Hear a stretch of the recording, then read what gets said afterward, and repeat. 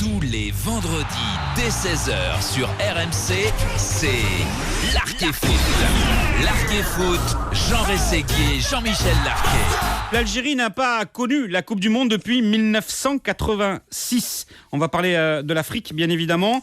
Halim Ben Mabrouk est en direct avec nous. Il a fait partie de cette aventure-là en 86. On va le saluer. Bonsoir Halim.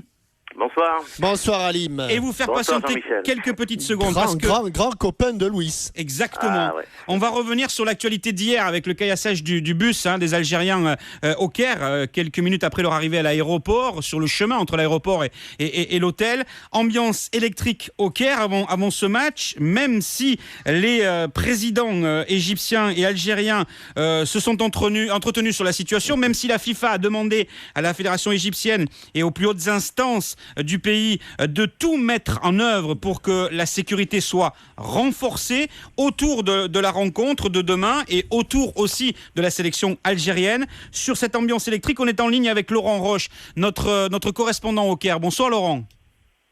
Bonsoir monsieur. Bonsoir Laurent. Les images que l'on a vues hier et les visages des joueurs algériens à la descente de leur car en disaient long sur l'ambiance et sur ce qui les attendait à la descente de l'avion. Oui, en effet, il y a une ambiance vraiment très très très électrique ici au Caire. Et il faut rappeler que cette tension en fait ne date pas d'hier, depuis plusieurs semaines déjà sur Internet ou par médias interposés. Les supporters égyptiens et algériens s'insultent littéralement à coups de clips vidéo ou encore de chansons détournées. Alors, vous l'avez dit, il y a bien eu des appels au calme ces dernières semaines de la part de la FIFA et surtout des gouvernements égyptiens et algériens qui mettaient en avant la fraternité arabe, l'esprit sportif, mais manifestement, le moins que l'on puisse dire, eh bien, c'est que ça n'a pas suffi. Et pour bien comprendre en fait cette tension qui règne ici au Caire, il faut dire deux mots de ce que représente le foot en Égypte. Vous savez, nous sommes dans un pays où la situation de la population est très très difficile et du coup le foot représente une des rares occasions de faire la fête en cas de succès. Ajoutez à cela l'enjeu énorme de ce match avec la perspective d'une qualification en Coupe du Monde pour deux pays qui en ont été privés donc depuis 20 et 24 ans, plus des médias qui se sont enflammés, qui ont même parfois jeté de l'huile sur le feu. Et au final, eh bien, on obtient des supporters qui perdent de la tête au risque d'aboutir au malheureux événement d'hier soir. Est-ce que vous avez le sentiment, Laurent Roche, qu'on va arriver à tout de même maîtriser le calme, éviter ce que l'on avait connu déjà en 1989 entre ces deux nations, et que les mesures de sécurité vont permettre que les 70 000 spectateurs, dont 2 000 Algériens attendus, puissent assister à un match de football avec un enjeu important, mais avec surtout cet aspect sportif, en oubliant un petit peu tout ce qui s'est passé justement en amont? Vous avez raison d'évoquer 1989, ce souvenir est dans toutes les têtes, donc le match en fait c'était un petit peu le même scénario. Égypte et Algérie jouaient une qualification en Coupe du Monde pour la Coupe du Monde 90 qui se déroulait en Italie, et donc le match qui avait été remporté par l'Égypte s'était achevé sur des émeutes, de violents affrontements dans et autour du stade. Alors c'est le grand point d'interrogation, est-ce que demain la sécurité sera assurée? Déjà avant les événements d'hier, la FIFA avait mis en garde les Égyptiens et les Algériens en incitant notamment les Égyptiens à mettre en place des mesures de sécurité draconiennes. Manifestement, ça n'a pas été suffisant autour du bus. Les Égyptiens ont donc reçu cet après-midi un nouvel avertissement de la FIFA, les enjoignant, vous l'avez dit, de renforcer ces mesures de sécurité. Est-ce que cela suffira?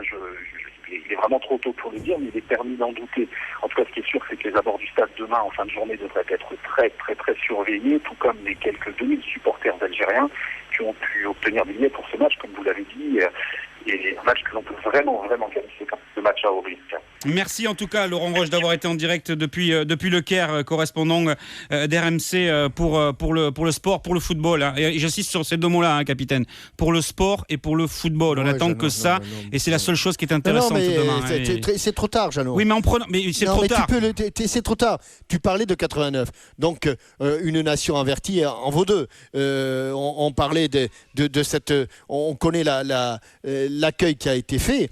Tu sais que lorsque une équipe sur le terrain, dans son stade, un club ne satisfait pas aux normes d'organisation normale, il a match perdu.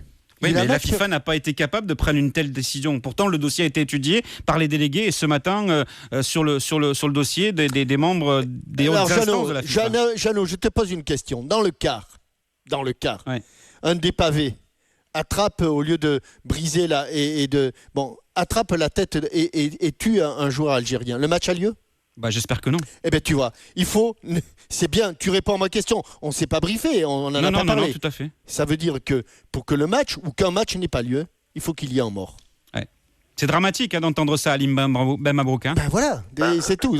Donc si, à un moment ou un autre, tu dis, messieurs, vous n'êtes pas capables d'accueillir avec un minimum de respect, un minimum de courtoisie, l'adversaire. Je ne parle pas forcément pour les Égyptiens, je parle pour tout ce qui se passe à droite ou à gauche. Bien, messieurs, si c'est déjà comme ça en dehors du stade, on ne va pas aller dans le stade. Allez, on arrête tout. Parce que je pense que la vie d'un homme et la sécurité d'une équipe vaut largement un match de football, y compris un match décisif pour la qualification en Coupe du Monde. Alim Ben Mabrouk, ancien joueur du Paris FC, du Racing Paris, de Bordeaux, de Lyon, international algérien. Vous avez participé à cette Coupe du Monde de 86. Qu'attendez-vous de ce match demain sur le plan sportif, j'insiste? Écoutez, je sais très bien que c'est un match très important pour les deux nations. Surtout que, comme l'a dit votre consultant, ils n'ont pas fait partie depuis plus de 20 ans de participation à la Coupe du Monde. J'étais justement en 89 par ce match-là qui était en Égypte. Donc je peux vous dire que c'est très chaud et là ce qui se passe actuellement m'étonne pas du tout parce que on avait perdu le match et les incidents se sont passés après le match.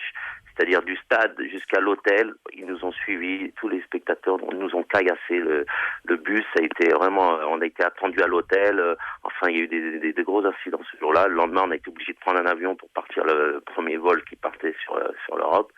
Donc là, moi franchement, je crains beaucoup ce match parce qu'il va y avoir non seulement... Et Alim, tu es en train de dire, et l'Égypte nous avait battus.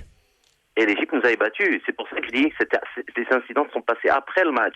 Donc là, c'est vrai que l'enjeu est énorme pour les deux pays, mais là, franchement, si la FIFA ne fait pas quelque chose de sérieux et de grave, pour vraiment mettre un ordre dans tout ça, ça va être très très chaud. On rappelle, l'Algérie 13 points, l'Égypte 10 points, l'Algérie est qualifiée 6 victoires, 6 matchs nuls, 6 défaites que par un but d'écart. Toute défaite par 2 buts d'écart, c'est un match d'appui mercredi prochain au Soudan. Toute défaite par plus de 2 buts d'écart, capitaine Larquet, c'est qualification de l'Égypte. Voilà la situation sportive de ce groupe, Alim Ben Mabrouk. Oui, non, tout à fait. Il faut absolument ou faire match nul ou perdre minimum 1-0 pour pouvoir se qualifier.